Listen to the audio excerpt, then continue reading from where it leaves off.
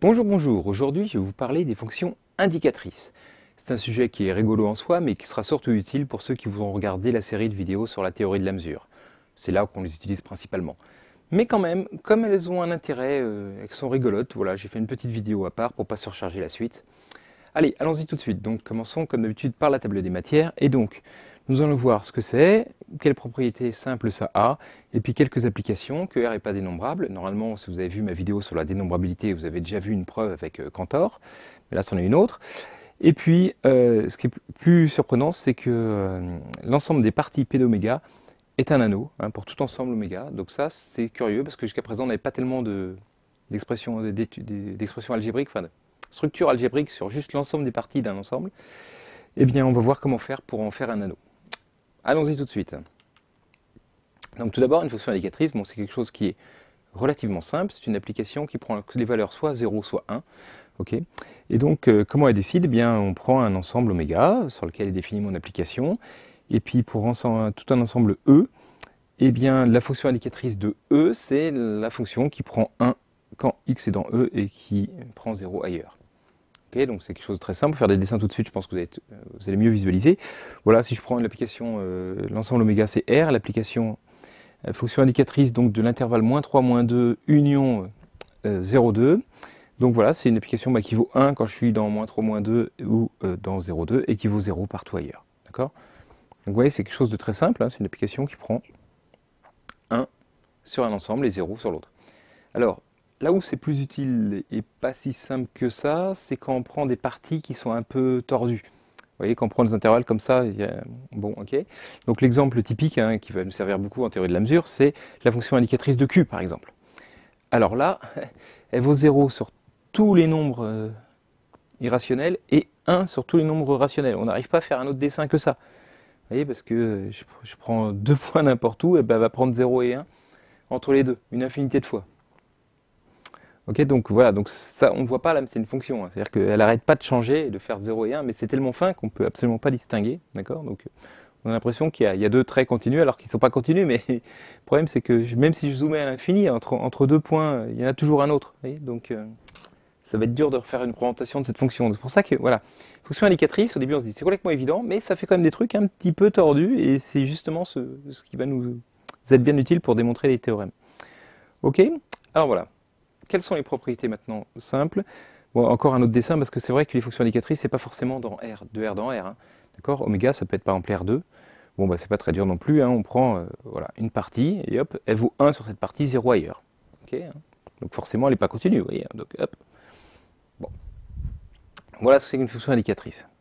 Donc, alors les propriétés, bah, je vous propose de les faire en exercice, parce qu'elles sont assez simples, en fait. Et donc, montrer que si et f sont deux parties de oméga, alors eh bien, la fonction indicatrice de l'intersection de E et F, eh bien, c'est le produit des deux fonctions indicatrices de E et de F. Et puis que pour l'union, c'est la somme des deux moins le produit. Et alors après, pour la différence symétrique, donc ça c'est une opération que vous n'êtes peut-être pas très habitué, une différence symétrique de E et de F, eh bien, c'est ceux qui sont dans E mais pas dans F, union ceux qui sont dans F mais pas dans E. Ok? Donc en gros, hein, vous voyez, si ça se coupe, E et F, on prend le union F, mais on enlève, voilà, on enlève ceux qui sont, qui est l'intersection des deux, quoi. Ok. Bon, bah bref, voilà. Donc, allons-y, on va montrer donc que la fonction caractéristique de la différence symétrique de E et F, eh bien, c'est valeur absolue de la différence entre la fonction indicatrice de E et celle de F. Alors, comment on peut prouver un truc pareil? Ben, enfin, je pense que le mieux, c'est de faire un dessin. Donc, pour l'intersection, vous voyez, on va prendre, voilà. Donc on prend un ensemble oméga, on prend E et F de parties, l'intersection de E et de F, donc c'est cette partie-là. Ok, et bien je vais regarder qu'est-ce que ça fait, que vaut la fonction indicatrice, le produit des fonctions indicatrices 1E et 1F. Alors déjà, si je suis ni dans E ni dans F, qu'est-ce que ça vaut cette fonction? Ben voilà, ça vaut 0 fois 0, ok, donc ça vaut 0. Sur cette partie-là, pas de problème. Maintenant, si je suis dans F et pas dans E, ou dans E et pas dans F, alors si je suis là par exemple, eh bien, un E il vaut 1 et un F il vaut 0, donc le produit des deux vaut 0. Et pareil, si je suis là, ça vaut 0 aussi. Donc sur ces deux parties, ça vaut 0. Maintenant, si je suis dans E inter F, alors, si x est là-dedans, un E de x ça vaut 1 et un F de x ça vaut 1 aussi. Et donc, bah voilà, 1 fois 1 ça fait 1 et donc, l'application c'est ça. Et donc finalement, vous regardez ce que j'ai obtenu. J'ai obtenu une application qui vaut 0 partout en fait, sauf là où elle vaut 1. Et donc ça, bah, par définition, c'est la fonction indicatrice de, ou l'application indicatrice de E inter F. Oui, parce qu'on dit fonction alors que c'est des applications, elles sont définies partout. Hein. Mais le terme standard, c'est fonction indicatrice, donc je ne vais pas tout révolutionner moi-même. Ok, donc voilà. Vous voyez, c'est pas très bien compliqué. Maintenant, regardons l'union. Alors, bah, pareil, on va faire la même astuce pour montrer que la fonction indicatrice de l'union, c'est égal à ça. On va regarder ça. Qu'est-ce que ça vaut? Alors, si on est à l'extérieur de E de F, bon, bah alors, 1E vaut 0, 1F vaut 0, produit vaut 0, ok, donc ça vaut 0 à l'extérieur, très bien. Maintenant, là où ça change peut-être un petit peu, c'est si je suis dans E et pas dans F. Autrement dit, la fonction indicatrice de x en E vaut 1, et celle en F vaut 0. Donc ça fait 1 plus 0, moins 1 fois 0, bon, ça vaut 0, ok, donc ça vaut 1 finalement. Pareil pour F, hein, c'est symétrique, de toute façon en E à F, donc ici 0 plus 1, moins 0, ok. Et si je suis dans E inter F maintenant, alors, qu'est-ce que ça vaut? Donc celle-là vaut 1, ok, bon, 1, plus 1, 2, moins 1 fois 1, 2 moins 1, 1. Donc ça vaut 1 aussi. Et là, aux joies, on a bien trouvé une application qui vaut 0 partout, sauf sur la réunion de E et F, sur laquelle elle vaut 1. Et donc ça, bah, c'est la fonction indicatrice de E union F. Et voilà. Donc maintenant, la différence symétrique. Alors donc, je vous rappelle, différence symétrique, c'est ce qui est en gris clair. Hein. Différence symétrique de E et de F, c'est voilà, ce qui est dans E, mais pas dans F. Union, ce qui est dans F, mais pas dans E. Ok, alors, bon, on va calculer ce truc-là. Alors, si on est à l'extérieur, si les deux valent 0, 0 moins 0, ça vaut 0, ok, tout va bien. Hein, on a l'habitude, ça vaut 0. Maintenant, si je suis dans E et pas dans F, donc la fonction indicatrice de E vaut 1, celle de F vaut 0, donc ça fait 1 moins 0, ça fait 1. Et pareil, si je suis dans F mais pas dans E, cette fois ça faudrait moins 1, mais j'ai mis les valeurs absolues exprès, donc ça vaut 1 de chaque côté. Et alors maintenant, si je suis à l'intérieur, donc si la fonction indicatrice de E vaut 1 et celle de F vaut 1 aussi, la différence des deux vaut 0, et donc j'obtiens bien exactement ce que je voulais, la fonction indicatrice de la différence symétrique de E et F. Vous voyez, toutes ces formules ne sont pas bien compliquées à démontrer finalement. Hein. Il suffit d'un petit dessin pour s'en rappeler. Pas bien compliqué. Sur votre brouillon, faites un petit dessin si vous voulez vous rappeler les propriétés des fonctions indicatrices, et voilà. Alors maintenant, d'autres propriétés. Bon, c'est vachement dur. Hein. La fonction indicatrice de l'ensemble vide, c'est l'application qui vaut 0 partout. Bah oui, elle vaut 1 sur l'ensemble vide. Chouette. On fait des maths compliquées. D'autres choses, si je prends une partie, la fonction indicatrice du complémentaire de E, c'est quoi? Eh bien, c'est 1 moins la fonction indicatrice de E. Alors, attention, quand je mets 1 ici, ce n'est pas le nombre 1. Vous avez compris que c'est l'application qui, à tout élément de oméga, associe 1. On dit que c'est la fonction indicatrice de oméga, par exemple, on pourrait dire. D'accord? C'est la fonction constante égale à 1 moins la fonction indicatrice de E. J'obtiens bien la fonction indicatrice du complémentaire de E. Parce que là, tout va bien. Alors, si oméga est un ensemble fini et que E est une partie d'oméga, d'accord? Ah ben alors, regardez, c'est magique. Donc E est une partie finie. Hein,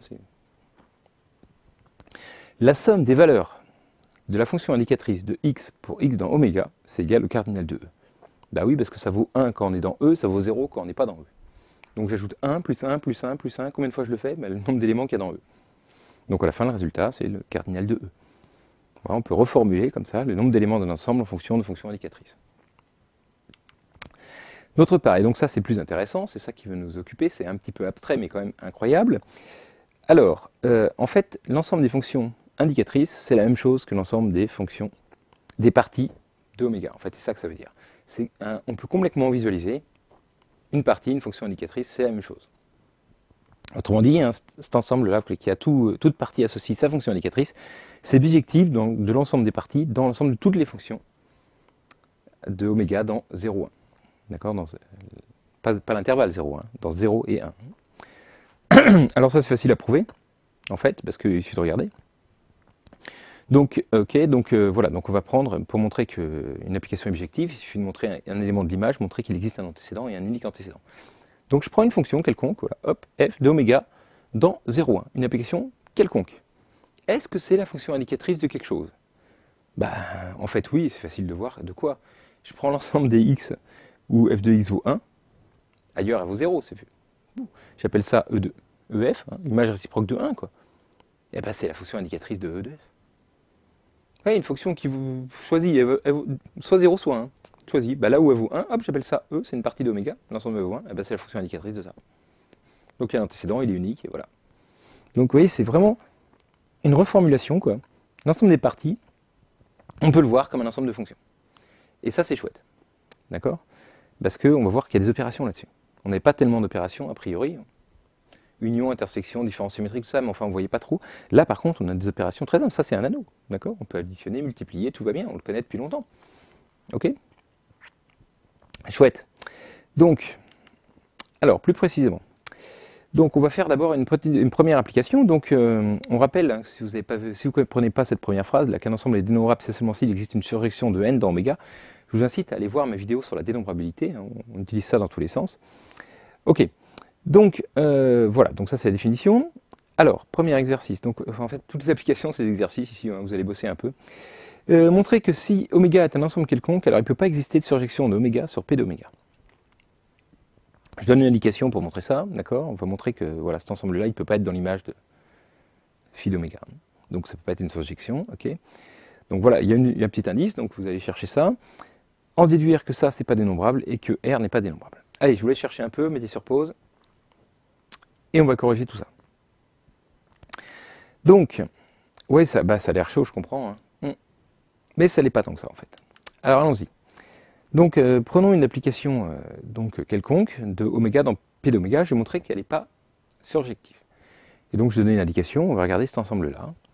L'ensemble des éléments d'oméga qui n'appartiennent pas à l'image de x. Ok, bon.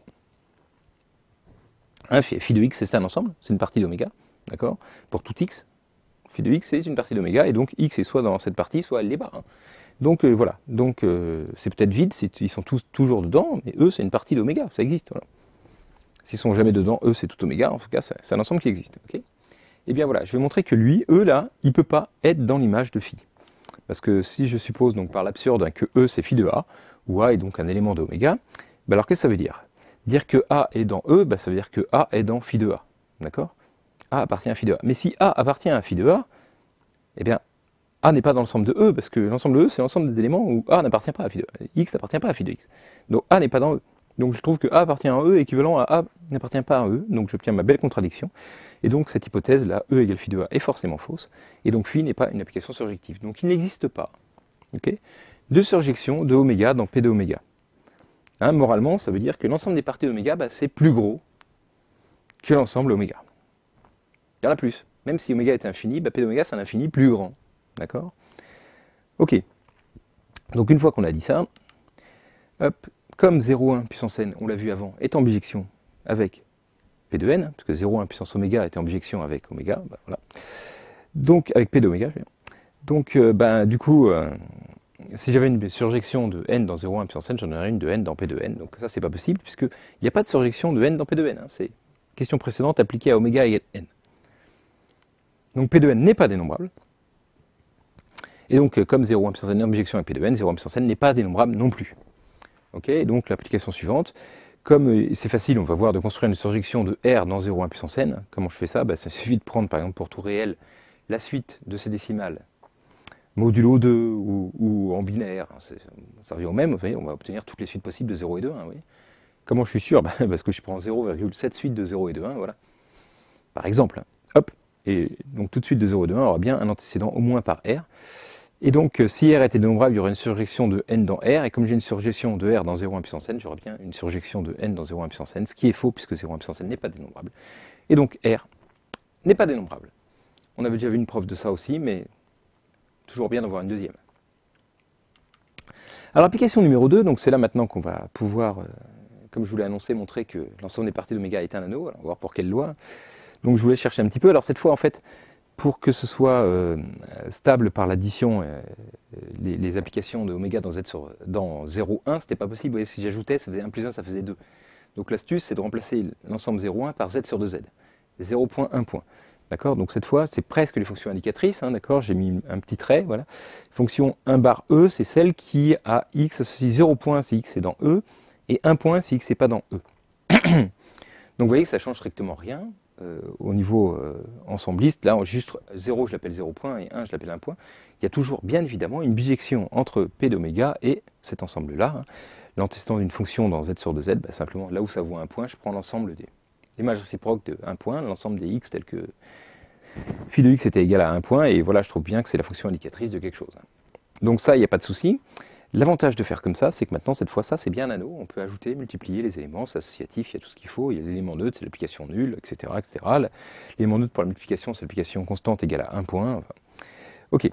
Donc, montrer que mon application phi, donc celle qui a une partie associe la fonction indicatrice, vous voyez, de E, c'est une application un peu compliquée, elle vérifie ça, que phi de la différence symétrique de E et de F, d'accord, donc la loi ici delta, eh ben, c'est égal à phi de E plus phi de F, la loi d'addition sur les fonctions d'oméga dans Z sur 2Z. Ok. Montrer maintenant que ça, c'est un groupe commutatif, donner l'élément neutre, le symétrique et tout ça, et puis ensuite montrer que même que P d'oméga muni de delta et de l'intersection, c'est un anneau commutatif, et donner l'élément unité. Voilà, je vous laisse chercher un peu tout ça. Et puis, je vais vous donner la correction. Mais cherchez-le un peu, c'est toujours rigolo, hein, de voir un peu ce que vous connaissez en algèbre. Normalement, voilà, vous connaissez 2-3 trucs en algèbre, vous voyez ce que vous arrivez à faire ça. Ok, alors allons-y. Donc tout d'abord, on a vu que la fonction indicatrice de la différence symétrique, tout à l'heure, hein, rappelez-vous, c'était valeur absolue de 1 de E moins valeur absolue de 1 indice, la fonction indicatrice de F. Bon, bah ça, modulo 2, hop, les moins et les plus, c'est pareil. Donc ça, c'est exactement pareil à ça. D'accord? Donc c'est ça, dans Z sur Z, dans Z sur 2Z, je veux dire, voilà, cette opération-là, c'est égal à celle-là. Donc j'espère que vous le voyez, hein, puisque voilà, c'était soit...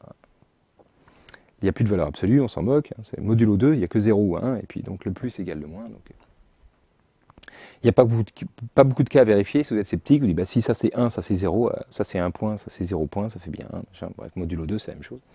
Ok.